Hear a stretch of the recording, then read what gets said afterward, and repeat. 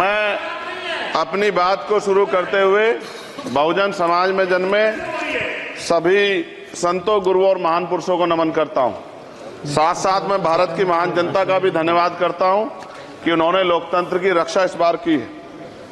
सभापति महोदय, पिछले 10 सालों में सरकार की नीतियों के कारण गरीब और गरीब हुआ और अमीर हुआ है, यानी गरीबों और अमीरों के बीच फासला बढ़ गया है। सारे देश की संपत्ति को चंद अमीरों के हाथ में दे दिया गया है। ये हमारे संविधान की मंशा और समतावादी समाज के लक्ष्य के खिलाफ है। अतः हमारी नीतियां गरीबों के पक्ष में भी होनी चाहिए। जातिगत जनगणना, SC, ST, OBC यानी कि जो बहुजन समाज के लिए आज जीवन मरण का प्रश्न है, इसके बारे में कोई बात बजट में नहीं की गई है। इसके बाद जनसंख्या के अनुपात में बहुजन समाज को सभी क्षेत्रों में हिस्सेदारी मिलनी चाहिए, तभी बाबा साहब अम्बेडकर का जो सपना है समतामूलक समाज का, वो पूरा होगा। महोदय, एक ऐसा विकसित भारत है जिसमें आज भी सफाई कर्मचारी को पक्की नौकरी नहीं मिल रही है और उसको गटर में उतरने के लिए मजबूर किया जा रहा है। उनके लिए कोई अलग से बजट नहीं है। बजट बन सकता है अगर सरकार चाहे। SC, ST को जो सब प्लान मिलता था, SPC का जो पैसा मिलता था, वो बजट से हटा दिया गया है। साथ साथ देश के स्तर पर आशा, आंगनबाड़ी, भोजन माता, ग्राम सेवक, PRD जवान, होमगार्डों के मानदेय में बढ़ोतरी नहीं हुई है। ऐसा कुछ भी नहीं दिख रहा है कि उनके जीवन में खुशहाली आ जाए। इनका मानदेय बढ़ना चाहिए। विधवा, वृद्धा, विकलांग पेंशन प्रत्येक महीने 500 रुपए से बढ़ाकर 5000 रुपए की जानी चाहिए, क्योंकि महंगाई बढ़ रही है। देश में प्रधानमंत्री जन कल्याण योजना के तहत SC, ST, OBC और मुस्लिम को कितने घर दिए गए, इसका कोई आंकड़ा सरकार के पास नहीं है। देश में इसी तरह SC, ST, OBC के लिए कितने परिवारों को शौचालय की व्यवस्था कराई गई। आज भी सिद्धार्थनगर जैसे जिले और तमाम जिले जो हैं, वहां शौचालय की व्यवस्था नहीं है। इस पे ध्यान देना चाहिए। देश भर में SC, ST, OBC के जो रिक्त पद पड़े हुए हैं, बैकलॉग भरना चाहिए। सरकार ने कुछ नहीं कहा।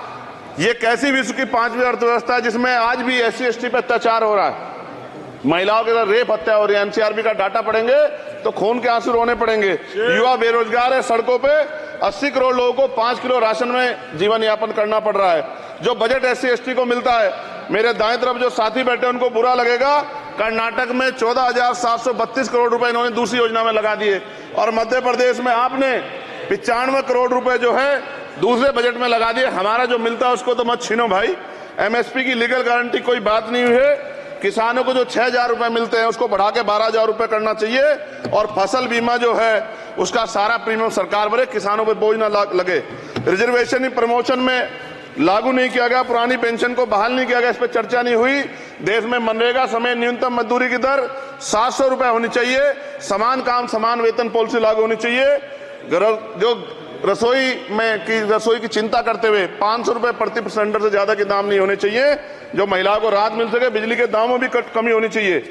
बेरोजगार युवाओं को 5000 रुपए भत्ता मिलना चाहिए, जो बेरोजगार युवा जो है अपनी पढ़ाई या अपना खर्चा उठा सके। मैं अपने क्षेत्र के विषय में महोदय आपसे कहना चाहता हूं कि पश्चिम यूपी में नगीना में एक एम्स बनना चाहिए, एक IIT बननी चाहिए, एक IIM बनना चाहिए। नगीना लोकसभा में उद्योग धंधे लगने चाहिए। नगीना की कताई मिल जो है उसको पुनः शुरू कराना चाहिए। RRTC जो योजना है सरकार की, उसको मेरठ से आगे बढ़ाकर मुजफ्फरनगर, सहारनपुर से नजीबाबाद, नगीना होते हुए उसको नगीना तक ले जाना चाहिए। साथ साथ नजीबाबाद से मुंबई के लिए एक ट्रेन चलनी चाहिए और नगीना, श्योरा, किरतपुर में रेलवे के ओवरब्रिज बनने चाहिए।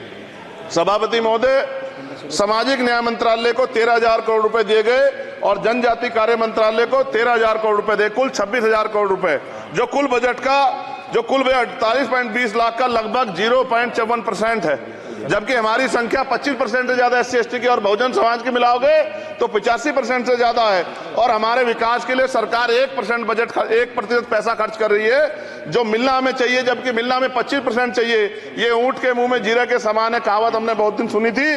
पिछले लंबे समय से हमारे साथ धोखा हो रहा है, लेकिन अब ये नहीं चलेगा। चंद लोगों की तराजू से देश के संसाधन नहीं बटेंगे। इस देश का बहुजन समाज बर्दाश्त नहीं करेगा। संसाधन का बंटवारा संख्या के आधार पे होगा। माननीय काशीराम साहब नारा लगाए थे, ना तो वोट हमारा राज तुम्हारा चलेगा, और आज हम कह रहे हैं ना ही वोट हमारा और नोट तुम्हारा चलेगा। इस बात का भी ध्यान जो है सरकारों को देना पड़ेगा। आपके माध्यम से सरकार से मेरी एक मांग है, सरकार इस योजना का लाभ भी अपने आप ले ले, सरह भी ले ले कि 1 लाख रुपए सालाना बहुजन समाज के अत्यंत गरीब परिवारों को दे। 10 लाख करोड़ रुपए खर्च होंगे, लेकिन इस 1 लाख रुपए की योजना से एक झटके से एक परिवार गरीबी की रेखा से ऊपर आएगा और इनके बच्चों को कुपोषण खत्म होगा, अच्छी शिक्षा मिलेगी, महिलाओं को सम्मानजनक जीवन मिलेगा और इससे वास्तव में सबका साथ सबका विकास का नारा सार्थक होगा।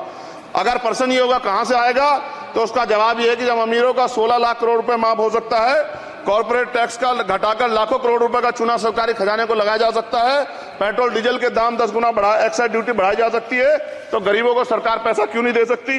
महोदय, समय आ गया है, अब निजी क्षेत्रों में आरक्षण की व्यवस्था होनी चाहिए, SC ST OBC को निजी क्षेत्रों में आरक्षण मिलना चाहिए।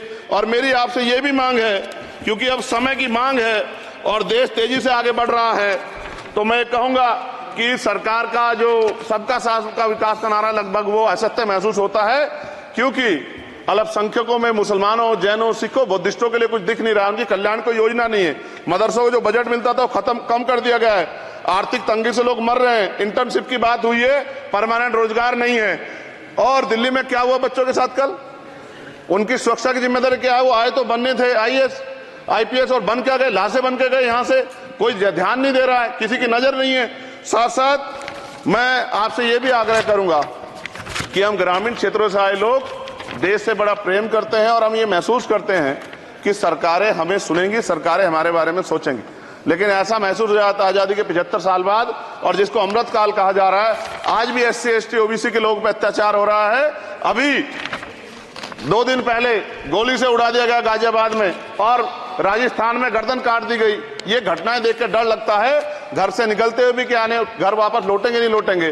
तो मेरा सरकार से आग्रह है, अगर आजादी के 75 साल बाद भी हमारी हत्या हो रही है, तो हमारी मां को भी दर्द हुआ होगा जब उसने हमें पैदा किया हो, हमारी बहनों को भी हमारे खोने का दर्द होता होगा। कैसी कानून व्यवस्था है आपकी, सब कुछ है आपके पास, फिर भी जो है महिलाओं पर रेप नहीं रोक पा रहे हो, हत्याएं नहीं रोक पा रहे हो, गरीबों, दलितों, पिछड़ों, किसानों, मजदूरों की जान नहीं बचा पा रहे हो। किसान सुसाइड कर रहा है, नौजवान सुसाइड कर रहा है, और बड़ी बड़ी बातें होती हैं, इधर भी अच्छे लोग हैं, इधर भी अच्छे लोग हैं, लेकिन अच्छाई तब होगी जब जमीन पे भी कुछ काम दिखाई देगा। और जमीन पे महोदय कोई काम दिखाई नहीं दे रहा है।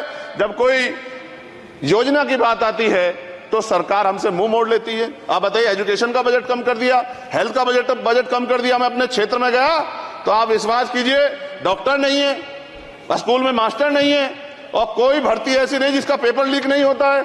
तो देश किस तरफ जा रहा है और इसमें नौजवानों का भविष्य क्या है, इसके बारे में हमें चिंता करनी चाहिए। और अंत में अपनी बात को खत्म करते हुए मेरा आपसे आग्रह और आपके माध्यम सरकार से आग्रह है कि यहां बाहर बाबा साहब अम्बेडकर की मूर्ति लगी हुई थी, एक वो करोड़ों लोगों की आस्था से जुड़ा विषय है, और आप विश्वास करो इतना गुस्सा है उसको लेके, मेरी आपके माध्यम से मैं हाथ जोड़ता नहीं हूं, लेकिन मैं हाथ जोड़ के आपसे आग्रह कर रहा हूं कि प्रधानमंत्री जी, सरकार से हमारी आग्रह कि वो अम्बेडकर वादियों के सम्मान का ध्यान रखते हुए, उनके जो है दिल की पीड़ा को समझते हुए, दर्द का ध्यान रखते हुए उस मूर्ति को पुनः स्थापित करा दीजिए।